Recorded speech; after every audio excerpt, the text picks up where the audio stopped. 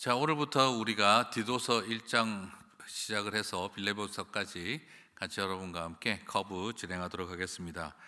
자, 먼저 오늘 첫 번째로 디도서 1장 1절에서 16절 1장 전체를 살펴보도록 하겠습니다. 바울은 1절과 4절 사이를 통해서 자신이 누구인지를 소개하고 있고, 그리고 나에게 왜 이런 첫 번째는 내가 어떤 소명을 받았는지, 그리고 두 번째는 왜 이 소명을 주셨는지 그 이유를 말하고, 그리고 세 번째는 이 소명을 실현하기 위해서 자신이 무엇을 해야 하는지, 이 세 가지를 이렇게 이야기를 하고 있죠. 디도서 1장 1절에서 3절 같이 한번 보시면, 하나님의 종이요 예수 그리스도의 사도인 나 바울이 사도된 것은 하나님이 택하신 자들의 믿음과 경건함에 속한 진리의 지식과 영생의 소망을 위함이라. 이 영생은 거짓 없으신 하나님이 영원 전부터 약속하신 것인데 자기 때에 자기의 말씀을 전도로 나타내셨으니 이 전도는 우리 구주 하나님이 명하신 대로 내게 맡기신 것이라 라고 하고 있죠. 자, 먼저 자신을 설명하는데 1절에서는 하나님의 종이요 예수 그리스도의 사도라고 자신을 소개하고 있습니다. 자, 여기서 분명히 자기를 소개하고 있는데 바울은 내가 하나님의 종이요 예수 그리스도의 사도다라고 자기를 소개하고 있는데, 여기에서 보게 되면 독특한 것은 그는 자신만 소개하고 있는 게 아니라 예수님이 하나님이라는 것을 같이 동시에 소개를 하고 있어요. 자, 하나님의 종 예수 그리스도의 사도, 이 말은 지금 동격이거든요. 그러면 하나님의 종이면서 예수 그리스도의 사도다. 그러면 예수 그리스도가 누구라는 이야기죠? 하나님이라는 이야기죠. 자신을 소개하면서 동시에 예수님이 하나님이신 것을, 그래서 나는 예수 그리스도의 사도이면서 하나님의 종이다, 이 말은 하나님이 예수 그리스도가 하나님이시다라는 것을 소개하고 있죠. 자, 이런 접근법을 통해서 자신의 내가 어떤 사람이냐를 묘사하는 듯하지만 사실은 그 모든 것이 예수 그리스도가 주님이시다를 증거하는 일에 심지어 자신의 소개조차 사용하고 있는 것을 보게 됩니다. 자, 그러면 나에게 이 하나님의 종과 예수 그리스도로 사도가 되게 하신 이유를 밝히고 있죠. 이런 소명, 이 직책을 주신 이유를 밝히고 있는데 그게 2절에서 나옵니다. 그것은 하나님이 택하신 자들의 믿음과 경건함에 속한 진리의 지식과 영생의 소망을 위해서 자기를 사도로 불러주셨다는 거예요. 이유를 말하고 있는데 그 소명이 보통 이렇게 되면은 하나님의 종이요 예수 그리스도의 사도다. 그럼 나를 왜 부르셨느냐? 하나님을 위해서, 뭐 이렇게 보통 나오는 게 맞거든요.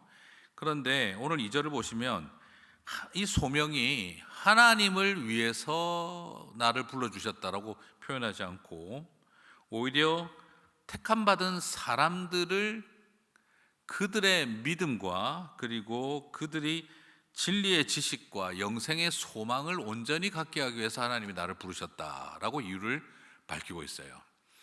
참 독특하죠. 1절에서 자기를 소개하는데 예수 그리스도가 하나님이시라는 것을 동시에 증거하고 있고, 그러면서 내가 사도가 된 이유는 하고 말하면서 그 이유를 주님을 위해, 뭐 이렇게 하는 좀 종교적 언설이 아니라 바로 나는 사람들을 위해서다. 그 사람들이 믿음을 갖고 그 사람들이 믿음을 가질 뿐만 아니라 동시에 경건함에 속한 진리의 지식을 알게 하고 영생의 소망을 갖게 하기 위해서 하나님이 나를 부르셨다. 철저하게 하나님 중심으로 살아가면서 동시에 사람들을 위해서 자신의 소명을 설명하는 모습이죠. 자, 여기에서 자기는 없고 자기가 빠지고 예수 그리스도께서 하나님이신 것을 드러내는 일과 나는 사람들을 위해 그들의 신앙을 돕기 위해 하나님이 나를 불렀다 하는 철저하게 하나님 중심적 생각, 예수 그리스도 중심적 생각과 그리고 타자 중심적 생각, 이타적 삶, 바로 하나님 중심적 생각과 이타적인 삶, 이 두 가지가 바울이 자기 자신의 정체성을 찾고 있는 굉장히 소중한 모습이죠. 자, 그리고 이를 위해서 자신이 무엇을 하고 있느냐, 3절에서 설명을 하고 있습니다. 하나님의 말씀을 전도하는 일. 나는 그래서 전도하는 일을 하고 있습니다. 이 모든 것을 이루기 위해서 나는 복음을 증거하는 전도자의 이 전도의 방법을 사용하고 있습니다라고 말하고 있어요. 자, 그리고 그럼 왜 전도를 하느냐? 그것도 내가 판단하기에 이게 좋은 방법이다 생각해서 이게 아니고, 예수님이 말씀을 전도하셨기에 나도 전도한다라고 다시 한 번 더 철저하게 그리스도 중심적인 태도를 보여주고 있죠.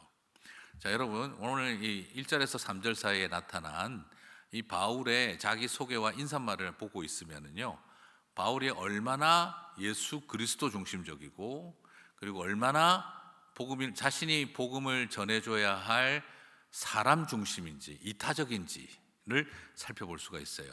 하나님의 백성은 자기를 소개해도 예수 그리스도 중심적 사고와 그리고 이타적 삶의 태도를 가져야 되고, 그래서 내가 어떤 방법을 추구한다고 해도 내 생각에는 이런 것이 더 나을 것 같다 하는 것이 아니라, 예수님이 전도하셨기에 나도 전도한다 하는 이런 그 태도를 보여주고 있는 것이죠. 오늘 우리는 이 점에서 바울을 통해 과연 나는 하나님의 부르심 앞에 이렇게 나를 드러내지 않고 타자 중심적으로, 그리고 예수 그리스도 중심적으로, 그리고 방법론까지 주님 하신 것처럼 그렇게 살아가고 있는 걸까? 우리가 한번 서로 적용하며 자신을 돌아보는 질문들을 해봐도 좋을 것 같습니다. 자, 그럼 여기서 궁금한 점이 있는데요. 그런데 이게 바울과 디도의 관계에서 왜 굳이 이런 인사와 자기소개를 해야 할까요? 디도가 모르나요? 그렇지 않아요. 디도는 바울이 사역 초기에 만났던 젊은 청년으로서 선교 여행을 늘 동행했던 동역자입니다. 그런데 디도가 지금 바울이 사도로 부르심을 받았는지, 그가 전도하는 일을 하고 있는지, 그리고 다른 사람들의 믿음과 그들의 영생의 소망을 위해서 헌신하고 있는지 이걸 지금 모르나요? 디도는 너무나 잘 알고 있어요. 그런데 왜 이런 인사말을 썼을까요? 여러분 신기하지 않겠습니까? 그냥 저랑 계속, 그렇죠, 동역해온 우리 부목사님 너무나 잘 아는데, 예를 들어서 김도영 목사님이 저를 너무나 잘 알고 있는데 굳이 제가 김 목사님한테 편지를 쓰는데 이메일을 보내는데, 내가 말이지 이러면서 선한 청지기 교회, 이민교회를 위해 하나님 선교적 교회를 향한 부르심을 받은 사람, 이런 걸 써서 보내면 목사님 또 굳이 왜 처음 보는 사람 같이 이렇게 자기소개를 하나, 이런 생각이 들 정도 아니겠습니까? 자, 그러나 이 인사말을 사용한 것은 무엇 때문일까요? 자신을 드러내고 디도에게 자기 정보를 전달하는, 이거는 의미가 없는 이야기죠. 그럼 이렇게 한 이유는 바로 뭐냐면, 디도가 앞으로 이런 디도서를 받아서 다른 교회들을 방문하면서 그 교회의 장로들을 세우고, 그리고 여러 가지 해결되지 않은 문제를 풀어가려고 할 때 디도에게 이런 인사말, 이런 역할을 하도록 누가 디도를 보냈는지를 자신을 소개해 놓은 이것을 통해서 디도는 어떻게 될 수 있습니까? 사도 바울의 크레딧을 이용해서 사도 바울이 자기를 보낸, 디도를 보낸 분이 어떤 분인지를 소개하는 일을 통해서 충분히 디도가 하는 사역을 잘 도우려고 하는 거죠. 그래서 저도 만약 누군가에게 어떤 편지를 써서 보낸다면, 이 편지를 쓰는 저는 이런 사람인데 이 디도하고는 이런 관계 속에 있습니다. 그래서 이 사람이 하는 말을 좀 잘 들어주셨으면 좋겠습니다 라고 인사말을 써놓는 거죠. 그것은 내가 디도를 위해서 쓰는, 디도가 나를 알도록 쓴 게 아니라, 이 편지를 받는 사람들이 디도에 대해서 훨씬 더 그의 말에 무게감을 가지고 진지하게 받아들이도록 하기 위해서, 디도의 사역을 돕기 위해서 인사말을 쓰고 있다는 것이죠. 자, 여러분, 이게 왜 중요하냐 그러면은요, 인생의 선배가 된다는 것은 내 주변의 사람들을 끌어모으는 것이 아니라, 다음 세대, 젊은 세대, 디도와 같은 젊은이들에게 인생의 대선배들이 그 곁에 서주는 게 중요하다는 겁니다. 뭐라고 그래야 될까요? 인생의 선배가 되는 길은 자기 옆에 사람들을 모아서 내 옆에 세워놓고, 그래서 내 군단을 만들고 내 사단을 만들고 내 편이 이렇게 많다, 나를 따라다닐 사람들이 이렇게 있다, 이런 것을 과시하고 자랑하는 것이 아니라는 겁니다. 인생의 선배가 되는 것은 내 주변에 젊은 사람들 세워놓고 홍위병처럼 만들어 놓고 나를 따를 사람들이 이렇게 많다는 것을 과시하는, 나의 리더십을 드러내기 위해서 다음 세대 사람들을 주변에 붙여놓는 게 아니라 오히려 인생의 대선배가 다음 세대의 후배들에게 곁에 서주는 겁니다. 내 옆에 와 하는 게 아니라 내가 네 옆에 갈게 하는 것이죠. 그래서 그들을 더 세워주는 역할을 하는 일이 이 오늘 사도 바울을 통해 발견하게 되는 거죠. 그래서 저도 그런 생각을 참 요즘 많이 하게 됩니다. 누군가의 곁에 내 옆에 사람들을 어디를 가나 쫙 거느리고 내가 이렇게 사단이 있고 군단이 있고 이런 것을 과시하는 방식이 아니라, 물론 상황과 형편상 그런 어떤 자리들이 필요할 때도 있겠지만, 그러나 끊임없이 인생의 선배가 된다는 것은 다음 세대가 더 잘 가르치고 좋은 영향력을 미칠 수 있도록 자신의 크레딧이 그들의 크레딧이 되고 자신의 레퓨테이션이 그들의 레퓨테이션이 되게 하고, 그래서 내가 나서는 것이 아니라 이들이 더 잘할 수 있도록 도와주는 그 곁에 서주는 사람들, 이게 인생의 선배가 되는 길이 아니겠나 싶습니다. 오늘 한번 우리 자신을 돌아보면서 내 인생과 삶에 나는 어떤 이런 자리와 관록에 설 때마다 나는 과연 그들의 곁에 서주는 사람인가, 아니면 내 옆에 와서 서봐 이렇게 하는 모습인가, 오늘 우리가 한번 돌아볼 필요가 있겠죠.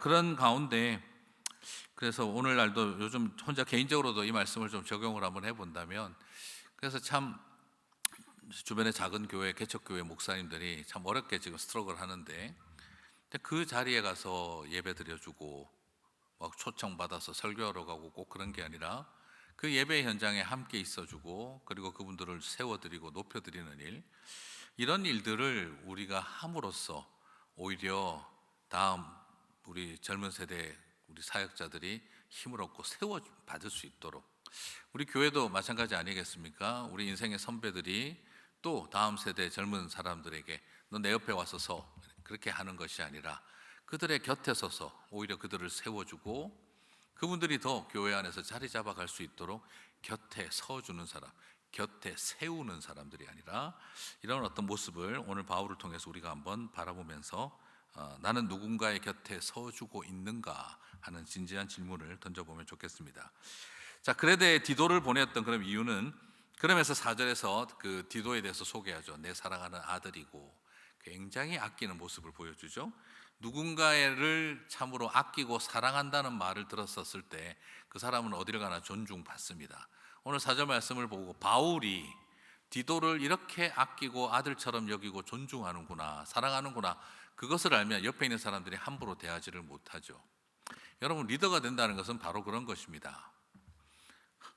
주변 사람들 앞에서 깎아내리고 비판하고 비난하고 돌아서서 그냥 그 사람 놔두고 뒤에서 막 험담하고 뒷담화를 해놓는데 과연 그 사람의 영향력이 살아날 수가 있을까요? 인생의 선배라고 한다면 그것은 뒷담화를 하고 그 사람을 뒤에서 깎아내리고 험담을 하면서 과연 그 사람의 말이 아무리 실력 있고 대단하고 어떤 패기가 있고 열정이 있다 하더라도 과연 영향력을 미치겠느냐는 거죠. 저는 오히려 이것을 살펴보면서 우리에게 중요한 것은 오히려 세움의 역사라는 거죠. 그래서 오늘 그렇게 귀하게 여겨주는 4절의 이 바울의 모습을 보면, 디도를 그렇게 사랑하고 존중받는 아들로 묘사하는 이 모습을 보고 있으면 다른 사람들이 함부로 대하지를 못하죠. 이것이 소중한 겁니다. 참 안타까운 것은 그렇게 자신이 존중을 존귀하게 여김받지 못한 사람들은요, 남을 그렇게 하지 못합니다. 항상 깎아내리는데 익숙해져 버립니다. 항상 뭔가 비판을 하려고 그러고, 항상 뭔가 빈틈을 찾아내려고 하고, 잘하는 것도 어떻게 하든지 네거티브하게 보게 만들어 버리려고 하고, 그렇게 해놓고 나면 이 사람은, 디도는 제대로 설지를 못하죠. 그런데 바울은 이 디도를 사랑하는 아들이라고 존중하고 세웁니다. 그럴 때 영향력이 나타날 수 있고 본인이 할 수 있는 것보다 더 많은 것들을 하게 만들어주는 것이죠. 인생의 선배가 되고, 그리고 우리에게 하나님께서 소위 말해서 나이라도 한 살 더 먹게 하고, 그리고 우리로 하여금 그렇게 서게 했다면, 나는 디도와 같은 사람들을 향해 깎아내리고 있고 뒷담화를 하고 있고, 그리고 어떻게 하든지 부정적으로 보게 만드는 일을 하고 있는가, 아니면은 그렇게 존대하고 귀하게 여기고 있는가, 한번 진지하게 또 물어볼 필요가 있겠습니다. 자, 그러면 그렇게 그레데 디도를 보내었던 이유는 5절에서 부족한 일을 바로잡고 장로들을 세우려 함이라고 정리하고 있어요.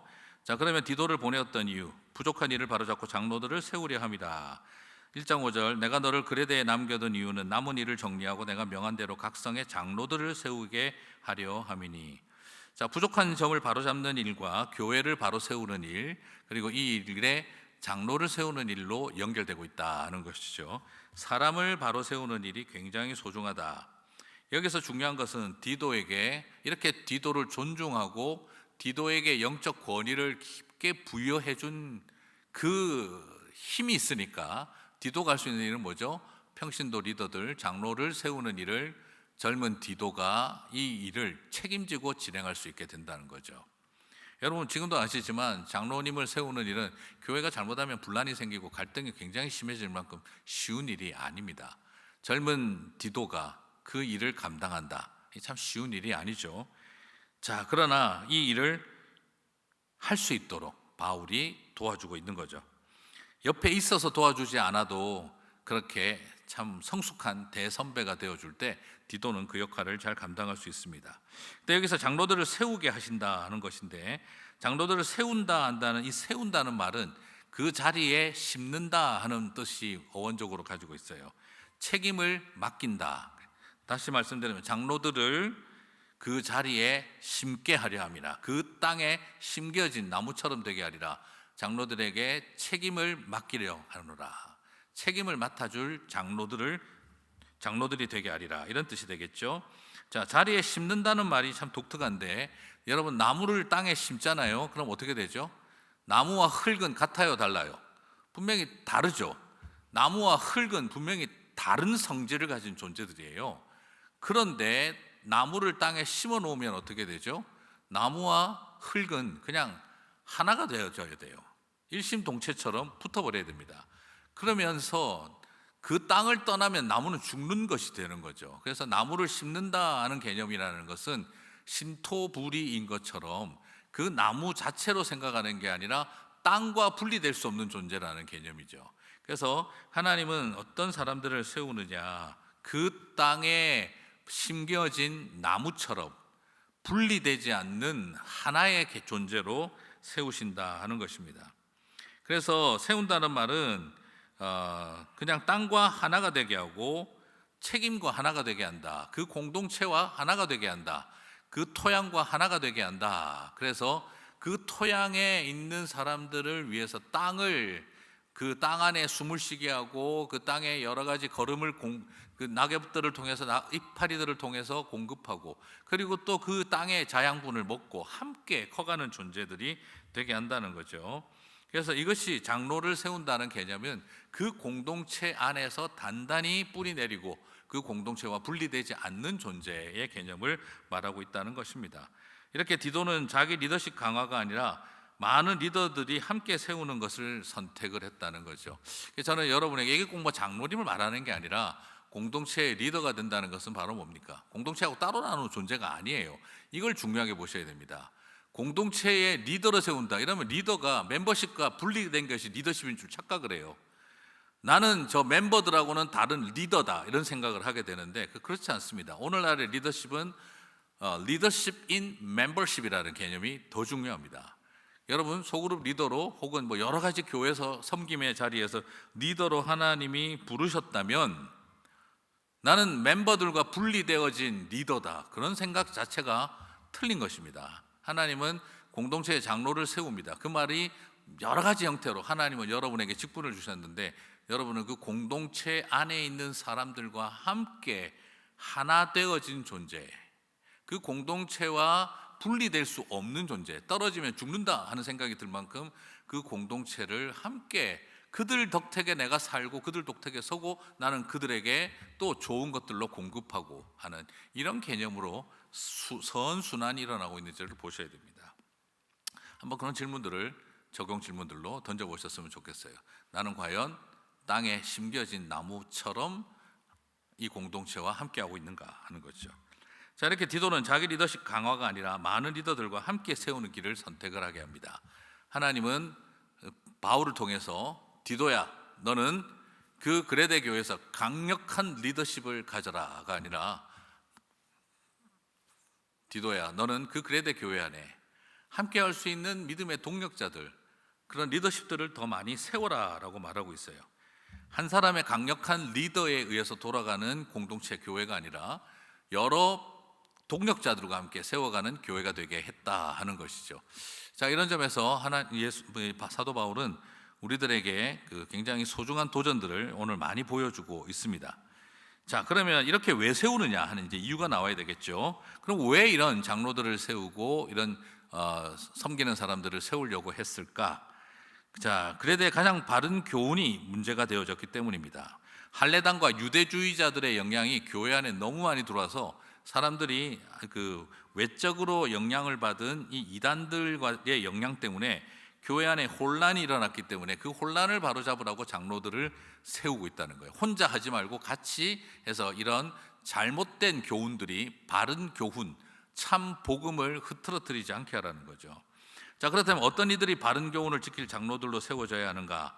바른 교훈을 가르쳐야 하기 때문에 조건은 굉장히 지식적으로 탁월하고 신학적으로 탁월하고 잘 가르치는 사람들이 되어야 되지 않을까라는 생각이 드는데요. 왜냐하면 바른 교훈을 가르쳐야 되니까 굉장히 변증적이고, 그리고 지식과 지혜가, 신학적 깊이가 뛰어나고, 그리고 사람들을 잘 설득하고 막 이런 쪽으로 우리가 자꾸 생각이 되기 쉬운데, 그러나 오늘 바른 교훈을 지키기 위해서 우리에게 세워야 할 영적 지도자들, 그리고 하나님의 리더들은 어떤 사람들입니까? 6절, 가정을 중요하게 생각을 해요. 책망할 것이 없고 한 아내의 남편이며 방탕하다는 비난을 받거나 불순종하는 일이 없는 믿는 자녀를 둔 자라야 할지라 라고 하고 있어요. 오히려 바른 교훈을 심는, 그래서 교회를 지키는 역할을 해야 할 리더를 세우려면 제일 중요한 첫 번째 우선순위를 가정에 두고 있습니다. 자, 부탁드리고 싶은 한 가지는, 또 오늘 이 6절을 가지고 주변에 어느 집사는, 어느 권사는, 어느 장로는, 어느 목사는 이렇고 이런 일이 있다더라 집안에, 막 이런 이야기 오늘 하시면 절대 안 됩니다. 네. 우리는 지금 성경 공부 그런 가십거리 만들자고 지금 하는 거 절대 아닙니다. 그러니까 계속 부탁드립니다만, 이런 거 꼭 하고 나면은 뒤에서 뒷담화가 또 시작됩니다. 그러면 바울의 모습이 없는 겁니다, 우리 안에. 그렇기 때문에 이것을 바라보고 소중하게 생각하고, 가정에 대한 고민, 그러나 어느 누구도 가정에서 자유로울 수 없잖아요, 그렇죠? 그렇게 함부로 그렇게 판단하고 말하는 것 조심하셔야 됩니다. 자, 그렇게 하지 마시고 오늘 이것을 바라보면서 바른 교훈을 세우는 일에 가정의 소중함을 이렇게 우선시하셨던 하나님의 마음을 먼저 알았으면 좋겠어요. 그리고 7절에서 8절, 청지기로서 세상 속에 살아가는 인격과 삶의 태도를 말하고 있습니다. 건강한 가정을 이야기를 하고, 그리고 두 번째로서는 오히려 사회적으로, 도덕적으로 사람들과의 관계에 있어서, 그리고 내면과 인품과 성품에 있어서 건강해야 할 것을 강조하고 있어요. 자, 감독은 하나님의 청지기로서 책망할 것이 없고 지고집대로 하지 아니하고 급히 분내지 아니하며 술을 즐기지 아니하며 구타하지 아니하며 더러운 이득을 탐하지 아니하며 오직 나그네를 대접하며 선행을 좋아하며 신중하며 의로우며 거룩하며 절제하며. 자, 여기서도 보지만 바른 교훈을 가지고 교회를 지켜야 할 리더인데, 그런데 교훈을 얼마나 많이 알고 있냐, 얼마나 탁월하냐, 이런 걸 묻지 않고 오히려 뭘 보고 있습니까? 그 사람의 성품과 그 사람의 인격이 주님을 닮아가고 있느냐, 그리고 고집스럽냐 아니냐, 오히려 자신의 앵거 컨트롤이 되느냐 안 되느냐, 그리고 욕망을 잘 절제할 수 있느냐, 이걸 더 중요하게 보고 있다는 거죠. 말씀을 잘 가르치는 기능을 우선하기보다는 인격을. 자, 이걸 우리가 보는 게 뭡니까? 제가 가끔씩 농담처럼 하는 말이지만, 맞는 말을 재수없게 하는 탁월한 은사를 받은 사람들이 있죠. 그런 경우가 우리를 스스로를 이것을 속이는 일이 된다는 거예요. 말씀의 교훈을 바로 세우는 일을 하기 위해서 얼마나 바른 교훈을 잘하느냐는 것이 있는 게 아니라, 오히려 그 진리를 가르치기 위한 나는 얼마나 분노를 조절할 수 있는 앵거 컨트롤이 되느냐, 나는 욕망을 컨트롤할 수 있느냐, 그리고 나는 내 고집대로 나가지 않느냐, 그리고 이득 앞에 불이익에 민감한 사람이냐 아니냐, 거룩하냐 절제하느냐 이걸 더 중요하게 보고 있다는 거예요. 자, 이것을 통해서 우리가 굉장히 소중한 도전을 받죠. 바른 교훈을 가르치고 바른 교훈을 통해 거짓된 교훈을 가진 사람들을 로부터 교회를 방어하는 역할, 그들과 논쟁해야 하는 자리에 선 것은 우리의 입술의 능력과 우리의 머리가 중요한 것이 아니라 우리의 가슴과 삶이 중요하다는 걸 보여주고 있는 거죠. 자, 왜냐하면 책망해야 되기 때문입니다. 여러분, 책망을 하려면 어때야 됩니까? 많이 알아야 책망하는 게 아니라 흠모할 만해야 책망이 가능하다는 거죠. 1장 9절, 믿은 말씀의 가르침을 그대로 지켜야 하리니 이는 능히 바른 교훈으로 권면하고 거슬러 말하는 자들을 책망하게 하려 함이니라. 똑바로 가르치고 책망을 하려고 하니까, 책망을 해야 하니까, 바른 교훈을 가지고 가르치고 책망을 하려고 하니까 뭐가 필요하다는 겁니까? 네, 이런 고집을 부리지 않고 함부로 성내지 않고 함부로 술에 빠지지 않고 그리고 절제할 수 있고 이런 어떤 인격적인 부분, 이득에 민감하지 않고, 자, 이런 어떤 모든 것들이 있어야 한다 하는 것입니다. 자, 이것이 장로의 자격이며 품격이고, 그리고 이것이 꼭 장로님들만을 말하는 게 아니라 목회자 그리고 또 우리 집사님, 권사님 모두를 향한 것입니다. 자, 그런데 항상 제가 알고 있습니다. 이런 거 공부하고 나면 근데 누구누구 있잖아 또 이런 이야기 또 나옵니다. 절대 그렇게 하지 마세요. 그건 오늘 성경 공부 완전히 거꾸로 하시는 거고 아니함만 못한 수준이 되는 겁니다. 자, 그러므로 바른 교훈을 가르치며 책망하는 사명을 감당하기 위해서 우리는 어떻게 해야 하는가? 바로 그 교훈대로 살며 인격적인 삶의 태도가 선행되어야 한다. 그것이 있었을 때 우리는 바른 교훈을 가르치고 그 바른 교훈으로 책망할 수 있는 품격을 갖게 된다라는 것이죠. 오늘 이것이 굉장히 소중합니다. 우리는 주의해야 합니다. 교회에서나 리더십으로, 이건 꼭 장로님들 말을 말하는 게 아닙니다. 모든 리더십들을 다 같이 적용을 해서 생각을 해봐야 합니다. 우리가 이런 준비, 나는 얼마나 지혜와 지식으로, 그렇지 않습니다. 예. 아직도 고집스러우십니까? 아직도 혹시 이익에 민감하십니까? 아직도 앵거 컨트롤이 잘 안 되십니까? 함부로 언어적인 말실수를 심하게 하고 있습니까? 아니면 끊임없이 험담하고 깎아내리는 말에 익숙한 겁니까? 아니면 정말 옆에 가서 서줄 수 있는 사람입니까? 우리는 이것을 스스로에게 돌아보고 질문하면서 하나님께서 우리를 이 부분에 대해서 도전하시는구나 발견하면서 나눔이 자기 자신을 돌아보고 나누시기 바랍니다. 누구가 말이야 이런 소리 하지 마시고 내가 어떤 것인지를 돌아보는 그런 나눔이 있었으면 좋겠습니다. 갈수록 어려운 것은 교회 안에 악한 교훈이 스며들고 있습니다. 중요한 것은 바울이 먼저 교회 안에 들어온 할례파와 바리새인식의 기독교를 강조하는 속이는 자들로 말하며 그들을 주의하라는 도전이죠. 교회의 가장 큰 영적 위기는 바로 내부에 있는 것이죠. 디도서 1장 10절, 디도서 1장 14절을 보시면 불순종하고 헛된 말을 하며 속이는 자가 많은 중 할례파 가운데 특히 그러하니, 이 할례파 사람들, 이 유대주의자들이죠. 그리고 그것을 디도서 1장 14절에서는 좀 더 구체적으로 말하죠. 유대인의 허탄한 이야기와 진리를 배반한 사람들의 이야기가 또 나옵니다. 자, 그들의 특징은 불순종을 하는 겁니다. 불순종. 여기서 불순종은 두 가지 의미를 갖는데, 첫 번째 소극적인 불순종은 하지 않는 것이죠. 그냥 가만히 있는 태업과 게으름으로 나타나죠. 난 몰래 못해 안 해 이러고 버티는 것이죠. 그러나 적극적인 불순종은 반역을 말합니다. 자, 소극적인 불순종은 움직이지 않고 반응하지 않는 것, 적극적인 불순종은 반역하고 공격적인 것.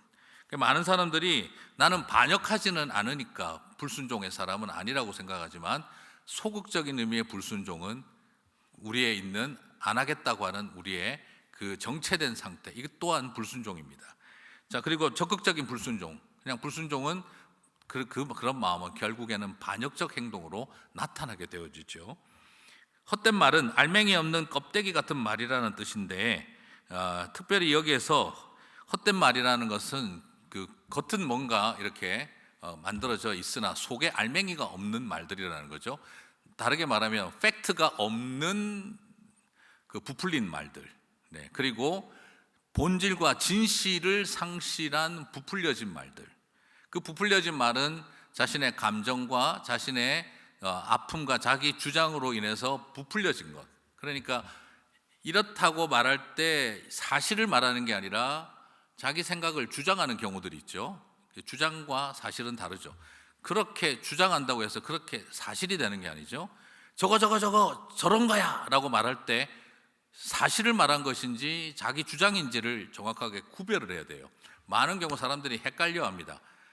특히나 이 이민 사회가 이제 이민자들이 이제 영어라고 하는 새로운 환경과 문화 속에 있다 보면 완전히 이해하지 못하고도 어수음을 해야 해요. 어수음. 가정을 하고 자기 스스로가 내가 알아듣는 몇 가지 단어와 분위기를 통해서, 무드를 통해서, 또 제스처들을 통해서, 그걸 통해서 이런 뜻일 거라고 추론하는 일에 익숙해져요. 그러다 보니까 이민 생활을 오래 하다 보면 나도 모르게 팩트를 가지고 사실을 말하는 게 아니라 팩트가 아닌 내가 어수음한 것들을 가지고 그것을 사실인 것처럼 주장하는 경우가 많아요. 여러분, 이게 헛된 말이라는 겁니다. 속이, 알맹이는 없이 겉이 부풀어진 상태, 공갈빵 상태와 같은 이런 상태를 말한다. 공갈빵은 맛이라도 있죠, 그죠? 그렇지만 이게 사람들을 허탄하게 만드는데, 그 헛된 말을 하면서 속이는 자가 된다. 이 속이는 자가 된다는 말이 무슨 말이냐 그러면, 원어적인 의미는 속이는 자는 마음을 속이는 자라고 합니다. 마음을 속이는 자.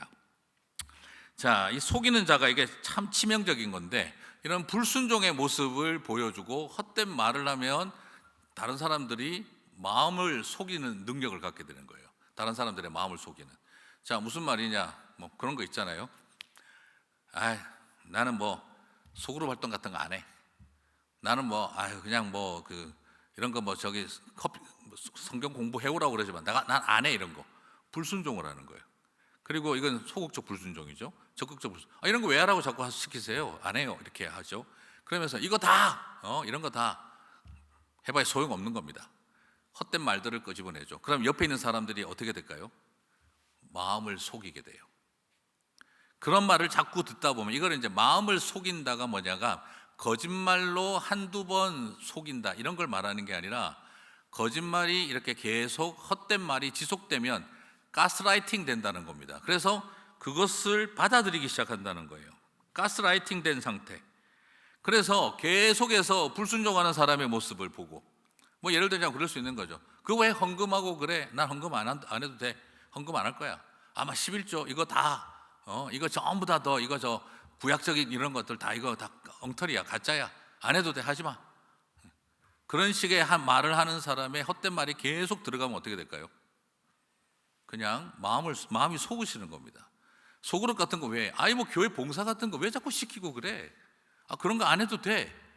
뭐 전도하라, 뭐 선교하러 가자, 예배 매일 출석해라, 뭐 봉사해라, 이런 거 왜 자꾸 하라 그래? 이거 안 해도 돼. 이런 불순종과 헛된 말로 계속 가스라이팅을 옆에서 듣다가 보면 어떻게 되죠? 마음이 속아요. 마음이 속고 사람을 보는 눈이 삐뚤어지기 시작을 하고, 교회를 바라보는 시각이 삐뚤어지기 시작을 하고, 복음을 듣는 태도가 달라지기 시작을 하는 거예요. 자, 이것이 바로 마음을 속이는 자 상태가 되는 겁니다. 그냥 한두 번 속은 게 아니라, 그리고 그 다음부터는 어떻게 되죠? 사실을 들어도 받지를 못해요. 그리고 진실을 말해도 들으려고 하지를 않아요. 이게 가스라이팅 된 상태에 사람들이 빠져들어가는 겁니다. 바울은 그래서 뭐라고 하느냐, 11절에 저들의 입을 막으라 라고 이야기를 하는 거예요. 장로가 되고 여기서 교회 리더가 된다는 것의 소중한 역할이 바로 여기에 있습니다. 그래서 이런 사람들의 이 불순종과 헛된 말과 마음을 속이는, 이 가스라이팅하는 이런 마음이 속는 거죠. 귀가 속는 게 아니고 한두 번 머리로 속는 게 아니라 내 마음이 속아서 그게 세팅이 되는 거예요. 세팅이.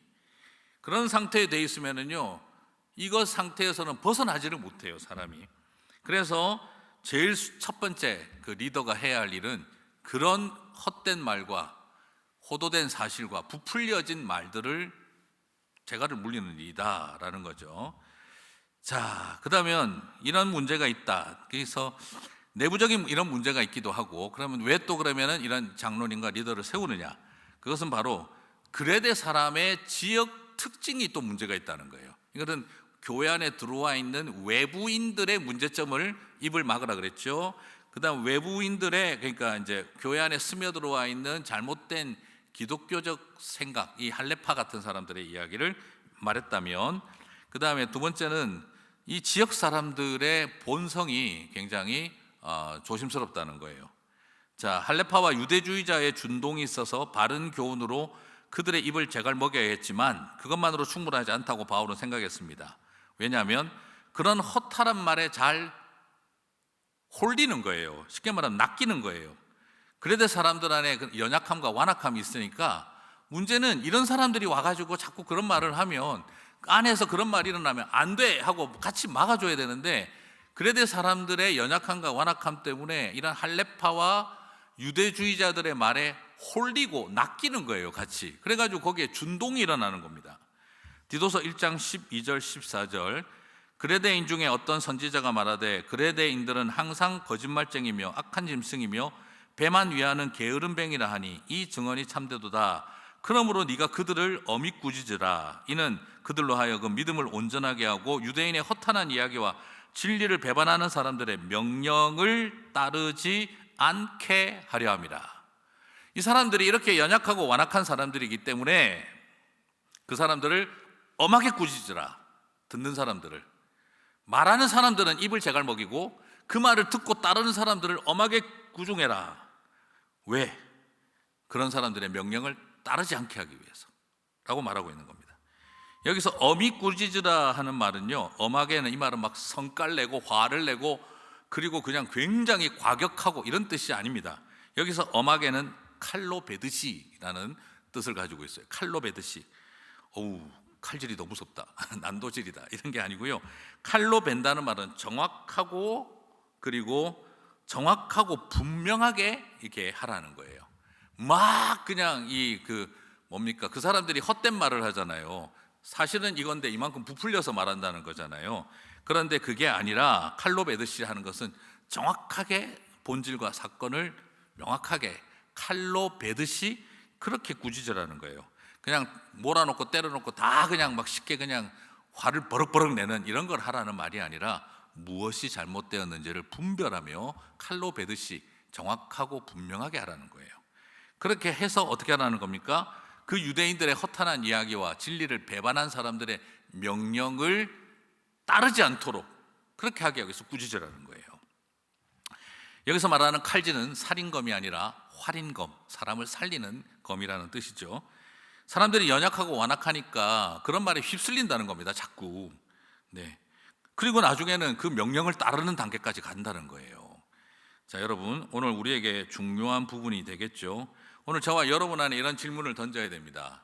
나는 혹시 그런 사람들의 헛된 말과 불순종에 가스라이팅 잘 되는, 마음을 잘 속는 사람이 아닌가?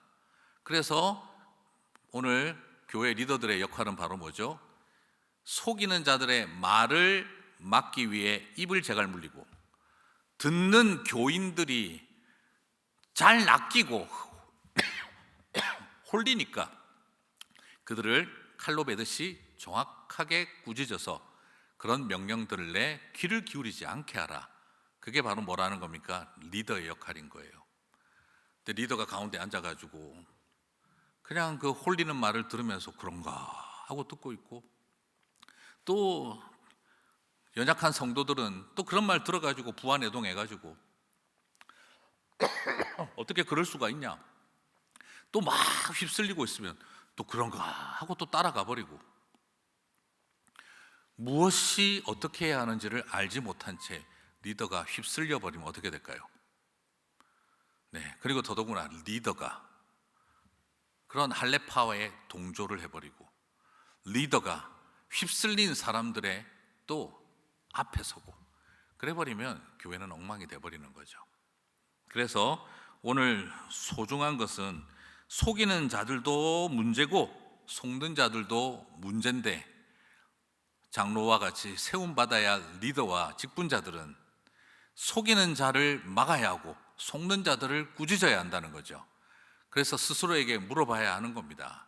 나는 혹시 휩쓸리고 있는 게 아닌가? 나도 혹시 속이는 자의 자리에 서 있는 거 아닌가?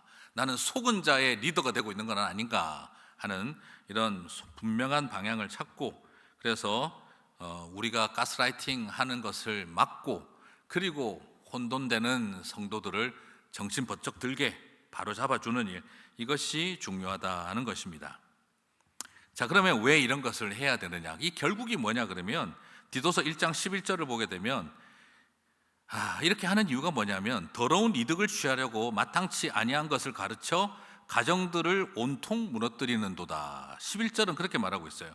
그들의 입을 막을 것이라. 이런 자들이 더러운 이득을 취하려고 마땅하지 아니한 것을 가르쳐 가정들을 온통 무너뜨리는도다.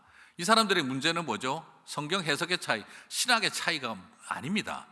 그것보다 더 심각한 것은 이득의 욕심이 많다는 겁니다. 이득에. 결국 여러분, 이단과 사교 집단의 특징이 뭔지 아세요? 이단과 사교 집단들은 자기들이 특별하게 더 본질을 찾는 것처럼 끊임없이 말을 합니다. 그러나 신학적인 문제가 아니었어요. 결국에는 보면, 결국에는 이들의 끝이, 이단의 끝이 뭐냐? 이 이단이라는 말이 끝이 다르다는 말인데, 이단, 다를 이자의 끝단자죠. 이단은 끝이 다르다는 건데, 결국 이단과 사교 집단의 끝은 결국에는 돈입니다. 그리고 그 결과 어떤 일이 일어나죠? 가정 파괴가 일어납니다. 이단에 휩쓸리고 나면 결국 가정이 풍지박산이 나버리고, 그리고 그들은 그 사이에서 더럽게 모든 이득을 갈취하고 있는 거예요. 거짓 신앙이 가정을 파괴하는 일입니다. 그리고 그들이 더러운 이득을 추구하고 있습니다. 그렇기 때문에 유보적 태도를 취하는 일은 옳지 않습니다. 그렇기에 교회의 리더로 세움받은 사람들은 이 일에 대해서 성도들을 향한 사랑과 의분을 가져야 합니다. 성도들을 향한 사랑과 의로운 분노를 가져야 합니다. 그것 때문에 우리를 세우신다는 거예요.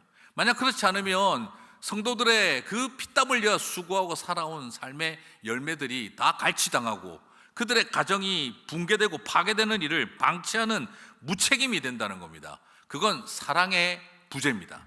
그건 사랑의 부재입니다. 하나님의 세우심을 받은 직분자들은요, 자기 영광을 구하는 것이 아니라 고통 가운데 던져질 성도들, 그들이 피땀 흘려 수고하여 얻었던 삶의 열매들이 갈취당하고 그들이 이 미국까지 와서 세운 가정이 붕괴되어지는 것을 막는 일, 사랑이 있으면 할 수 있는 일이라는 거죠. 그래서 오늘 우리에게 주고 계시는 소중한 도전은 바로 이런 거짓 진실이 가정을 파괴하고 성도들의 삶을 피폐하게 만들지 않도록 하기 위해서 교회 리더들을 세우신 겁니다. 그렇기 때문에 오늘 직분자로 부름받는 저와 여러분은 심각하게 생각해야 합니다. 나는 누구를 위해 이 일을 하는가? 하나님은 무엇을 위해, 누구를 위해 나를 세우셨는가? 나를 위해서 아닙니다. 주님을 위해서, 그리고 성도들을 위해서입니다. 자, 그렇기 때문에 저와 여러분이 오늘 이 말씀을 이제 정리하시면서 여러분들이 이제 살펴보시고, 결코 우리가 이렇지 않으면서 하는 말과 율법적인 행동, 월삭을 내고 할례를 받고 이런 것들이 전부 다 믿음 없는 행동이다. 오늘 15절 16절은 제가 깊게 지금 시간이 없어서 안 다루겠는데, 그 결국 15절 16절은 그걸 보여주고 있는 거죠. 니들이 아무리 하나님을 위한다고 해도, 그리고 니들이 아무리 할례를 받았다고 해서, 할례를 받았다, 나는 월삭을 지키고 나는 정결 예식을 다 하고 있다, 나는 그래서 금식을 하고 구제를 하고 다 하고 있다, 이런 걸 가지고 막 자신의 의를 드러내고 있는데 그거 다 헛것이다 이거예요. 그 왜 헛것인 줄 아시죠? 여러분, 우리를 정결케 하는 게 율법입니까? 보혈입니까? 십자가입니까? 잘 생각을 해보시죠. 예수님의 십자가의 보혈로 정결함을 얻었는데, 그런데 또 무슨 정결의식을 한다는 겁니까? 그래서 또 무슨 육체의 할례를 왜 받습니까? 예수님의 십자가의 보혈로 영적인 할례를 받았는데 무슨 또 할례를 받아야 합니까? 예수님의 십자가의 보혈로 정결함을 얻었는데 또 무슨 정결 의식을 해야 합니까? 또 무슨 율법을 지켜서 깨끗해져야 합니까? 할례파들은요, 우리는 예수 그리스도의 십자가의 보혈로 정결함을 얻었지만 더 정결하기 위해 유대교의 할례를 받고 율법을 지킨다. 여러분, 이게 잘하는 모습일까요? 아니면 잘하는 짓이다 해야 될까요? 네. 무슨 말입니까? 예수님의 보혈이 부족하다는 말입니다. 예수님의 피와 예수님의 십자가로는 완전한 정결이 부족하다는 모독이 되는 것입니다. 그것은 자신들이 더 정결해진다가 아니라 예수님의 십자가와 보혈로 얻은 정결은 부족하기 때문에 율법으로 카바치겠다라는 이야기가 되는 겁니다. 그 말은 예수님의 십자가 보혈을 모독하는 일이고 예수님은 십자가에서 괜히 죽으신 겁니다. 그렇기 때문에 바울은 말하는 거예요. 그거는 믿지 않는 것이라고요. 믿음이 있는데 율법도 잘 지키는 게 아닙니다. 그건 바로 믿음이 없는 자들이다라고 그렇게 바울이 단단하게 15절과 16절에서 그건 믿지 않는 자들이고, 그래서 그들이 하나님을 시인하나 행위로는 부인하니 가증한 자요 그러니까 가증한 것이 되는 거예요. 복종하지 아니하는 것이 되고요, 모든 선한 일을 버리는 자가 되는 겁니다. 예수 그리스도의 십자가의 그 선하심을 다 갖다 버리는 일입니다. 이것이 어떻게 우리를 깨끗하게 하겠습니까? 십자가에서 우리를 위해서 죽으신 예수님 앞에서 머리 흔들면서 자랑하는 거예요. 나 할례 받았지롱. 죄송합니다만 그래서 좀 해야 되겠어요. 나 율법 지켰지롱. 나는 예수 믿는 사람보다 그래서 더 거룩하지롱. 여러분, 이게 예수님을 향한 모욕입니다. 모독이고, 정결 행위가 우리를 정결하게 하지 않습니다. 오직 십자가의 보혈만이 저와 여러분을 정결하게 합니다. 십자가의 보혈로 정결함을 얻은 사람들이 율법주의적 결례를 지켜서 더 정결해지겠다, 십자가를 향한 모독이고, 그것은 믿음이 없는 가증한 자인 것이죠. 그래서 그들은 같은 믿는 자 중에서 다른 것이 아니라 십자가를 부인하는 것과 같은 것입니다. 자, 오늘 이것을 정리하시면서 오늘 저와 여러분이 나는 온전한 십자가의 보혈을 붙든 사람 되기를 소망하셨으면 좋겠습니다. 수고 많으셨습니다. 감사합니다.